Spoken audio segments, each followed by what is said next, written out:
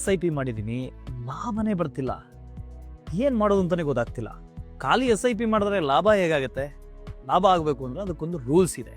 ಆ rules follow ಮಾಡು, ಲಾಭ ಆಗುತ್ತೆ. ಏನು? ಹೌದಾ? ಅದು ಹೇಗೆ? ಅದೇನು ಗೊತ್ತಾ? 10-7-1 SIP ರೂಲ್. ಈ ರೂಲ್ನ ಫಾಲೋ ಮಾಡಿದ್ರೆ ನಿಮ್ಮ SIP ಇಂದ ಈಕ್ವಿಟಿ ಇನ್ವೆಸ್ಟ್ಮೆಂಟ್ನ ಪರ್ಫಾರ್ಮೆನ್ಸ್ನ ಮ್ಯಾಕ್ಸಿಮಮ್ ಮಾಡ್ಬೋದು.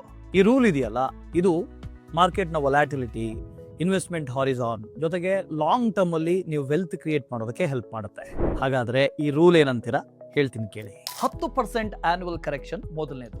ಈ ಸ್ಟಡಿ ಹೇಳುವಂತೆ S&P BSE 500 ಇಂಡೆಕ್ಸ್ 2014ರಿಂದ 2024 ತನಕ 16 ಬೇರೆ ಬೇರೆ ಕರೆಕ್ಷನ್ ತೋರಿಸ್ತಾ ಇದೆ.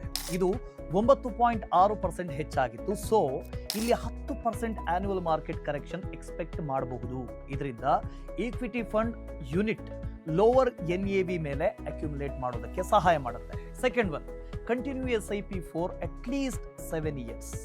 ಮೋತಿಲಾಲ್ ಓಸ್ವಾಲ್ ಫಿನಾನ್ಷಿಯಲ್ ಸರ್ವಿಸ್ ಸ್ಟಡಿಯ ಪ್ರಕಾರ ಡೈವರ್ಸಿಫೈಡ್ ಈಕ್ವಿಟಿ ಫಂಡ್ಸ್ ನಲ್ಲಿ SIP ಯನ್ನ ಕಡಿಮೆ ಅಂದ್ರೂ 7 ವರ್ಷದವರೆಗೆ ಕಂಟಿನ್ಯೂ ಮಾಡಬೇಕು ಕೂಡ. ಇದರಿಂದ ಅಂದಾಜು 12% ರಿಟರ್ನ್ ಸಿಗಬಹುದು. ಮೂರನೆಯದು, annual increase of SIP instalments. Inflation ಹೆಚ್ಚಾಗ್ತಾ ಇದ್ದಂತೆ ಜೊತೆಗೆ ನಿಮ್ಮ ಆದಾಯ ಕೂಡ ಹೆಚ್ಚಾಗುತ್ತೆ. ಸೊ ನೀವು ನಿಮ್ಮ SIP ಇನ್ಸ್ಟಾಲ್ಮೆಂಟ್ ಕೂಡ ಹೆಚ್ಚು ಮಾಡ್ತಾನೆ ಹೋಗಬೇಕು. ಇನ್ನೊಂದು ಅಂದ್ರೆ ನಿಮ್ಮ SIP ಯನ್ನ ಪ್ರತಿ ವರ್ಷ 10% ತನಕ ಸ್ಟೆಪ್ ಅಪ್ ಮಾಡೋದು. ಕಾರಣ ಏನು ಅಂದ್ರೆ ಲಾಂಗ್ ಟರ್ಮ್ ನಲ್ಲಿ ವೆಲ್ತ್ ಗ್ರೋ ಆಗಲಿ ಅಂತ.